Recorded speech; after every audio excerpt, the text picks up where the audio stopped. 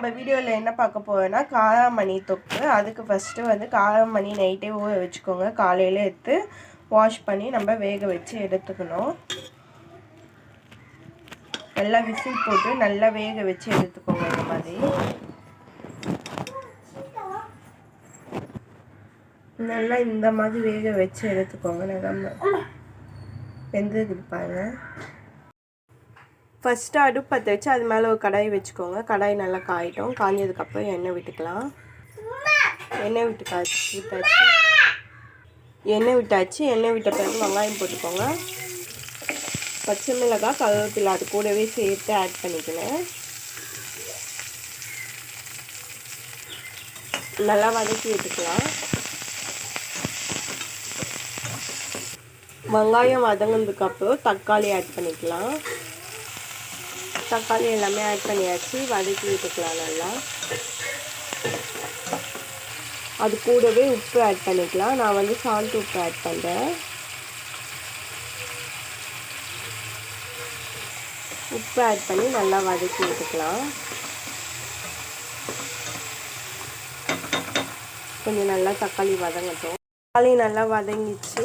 இப்போ இது கூட வந்து மசாலா ஆட் பண்ணிக்கலாம். நம்ம உப்பு ஆல்ரெடி போட்டோம், அதனால உப்பு போட வேணாம். மஞ்சள்தூள் ஆட் பண்ணிக்கோங்க.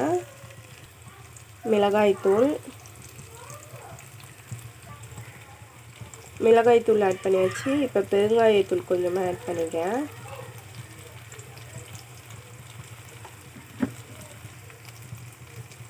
மசாலா சென்னா மசாலா ஆட் பண்ணிக்க. நீங்கள் சென்னா மசாலா வேணும்னாலும் ஆட் பண்ணலாம், இல்லை கரம் மசாலா கூட ஆட் பண்ணிக்கலாம்.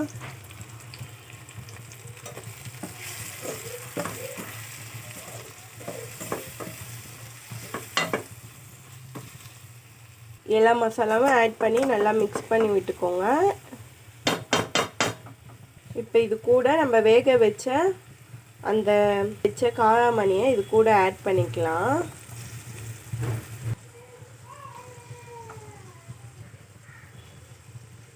நல்லா மிக்ஸ் பண்ணி விட்டுக்கலாம்.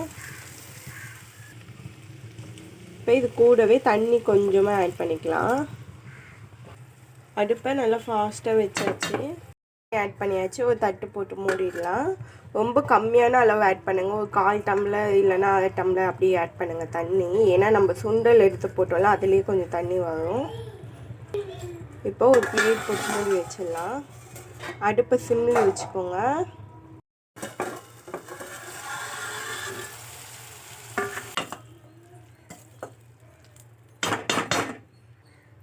பாருங்கள், நல்லாவே காராமணி தொக்கு ரெடி ஆயிடுச்சு. இது வந்து நம்ம தொட்டு சாப்பிடலாம். நல்லா ரசத்துக்கு, சாம்பாருக்குலாம் இது ஒரு காம்பினேஷன் நல்லாவே இருக்கும் தொட்டு சாப்பிட. அப்படி இல்லை சாதத்தில் வந்து பரட்டி கூட இது சாப்பிடலாம், பிசைஞ்சு கூட சாப்பிட்லாம். ரொம்பவே நல்லாயிருக்கும் காராமணி தொக்கு. ரொம்ப சிம்பிள். நம்ம வந்து வெங்காயம், தக்காளி நல்லா வதக்கிட்டு, பச்சை மிளகாய் இதெல்லாம் போட்டு நல்லா வதக்கிட்டு நம்ம இந்த பயிரை வந்து அது கூட ஆட் பண்ணிக்கலாம். காராமணி நல்லா வேக வச்சு எடுத்து ஆட் பண்ணிக்கலாம். வேக வைக்கும்போது கொஞ்சம் உப்பு போடணும். நம்ம தொக்கு செய்யும்போதும் அதில் கொஞ்சம் உப்பு சேர்த்துக்கணும்.